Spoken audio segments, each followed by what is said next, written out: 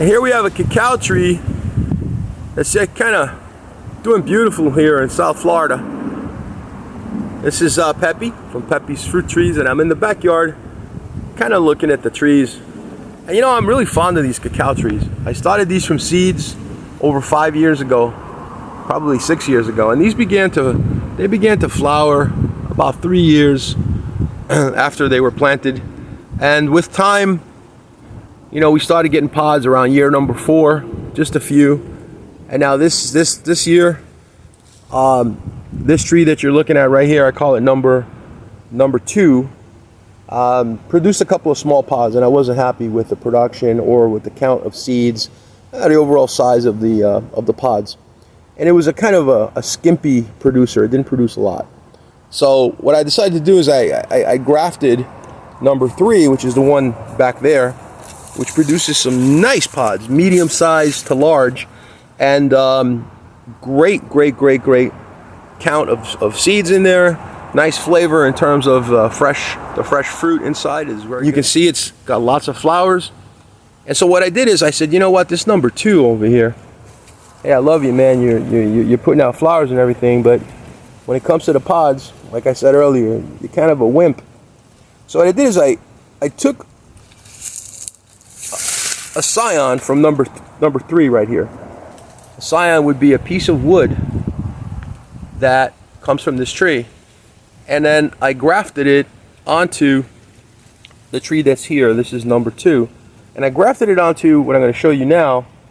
See that piece sticking out straight up from the ground there, from the base of the trunk up? Those are called suckers or chupons. Now, you're supposed to remove those so that they don't take energy away from the tree. But I leave some of them on every now and then, and I let them mature a little bit, so that if I decide to graft a different variety on there, or experiment or do something, I have something that I could work with. So I don't think I'm going to do anything else with this tree, so I won't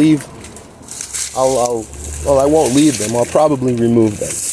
But now here's what happens, right? You go to the trouble of grafting, which is what I did here, and I ended up with the graft right there. You can see right here where the graft is.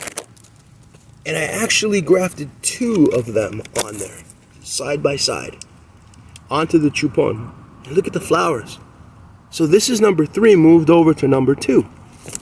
And it's doing great. I mean, it's growing rapidly. I actually took scions from this. I took pieces of wood from here so that I could graft some of the smaller ones that I'll show you in just a minute. And you can see how it's growing, maturing, and flowering. And of course, it's still small, so I don't expect it to do much in terms of holding pods. But in a little while, probably another 6 months or so, as this wood here matures and gets taller, I'm going to begin to cut back number 2. Just cut it back and reduce it. Got to be careful with that, because I don't want a lot of sunlight coming in here and burning it, because these trees need to be in some filtered light, some shade. But I have my carambola tree here and so on. And with that, it definitely helps. So let's get back to this tree. So number 3 is doing really good. And then another thing I did is I decided that I was going to take my number 1 tree, which is a very good one also, like number 3.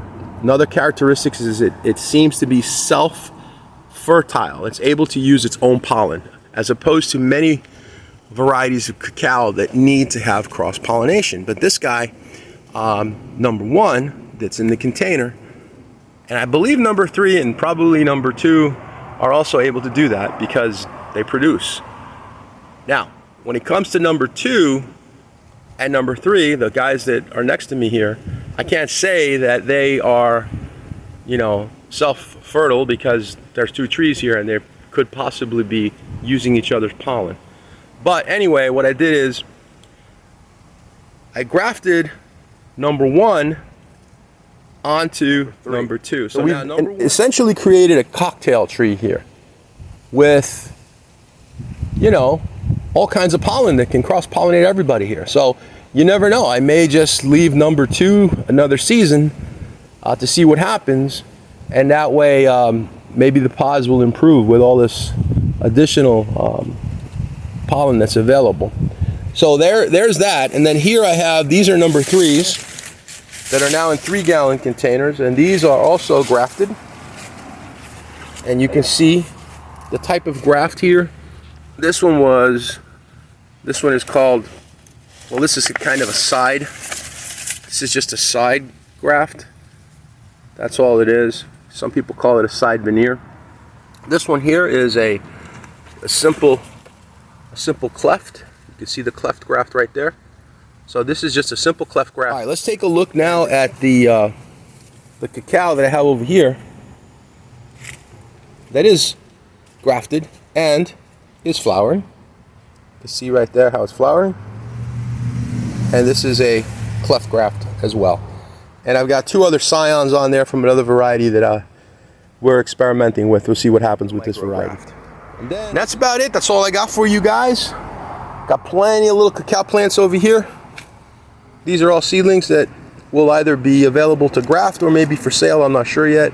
But yeah, we got plenty of seedlings here. I got another area with about another 6 boxes like this. That's about 25 in each box, maybe, yeah, about 25 in each box. All right, everybody, thank you for watching. There's another cacao over here that was grafted. It's number 1. Doing well. I think you guys can see that. All right, got to get back to work. Graft some more cacao. Talk to you guys. Be good.